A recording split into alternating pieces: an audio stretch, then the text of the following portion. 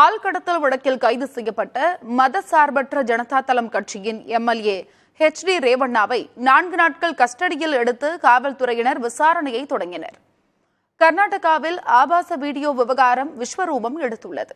இந்த விவகாரத்தில் மதசார்பற்ற ஜனதா தளம் கட்சியின் MP பிரஜ்வல் ரேவண்ணா மற்றும் அவரது தந்தையும் எம்எல்ஏவுமான HD ரேவண்ணா ஆகியோர் மீது காவல்துறை வழக்கு பதிவு செய்துள்ளது.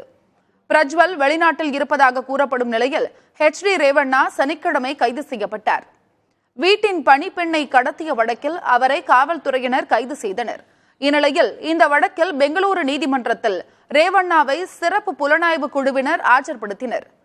நீதிபதி அரவிந்த் வரும் 8ஆம் தேதி வரை ரேவண்ணாவை காவலில் வைத்து விசாரிக்க அனுமதி வழங்கினார்.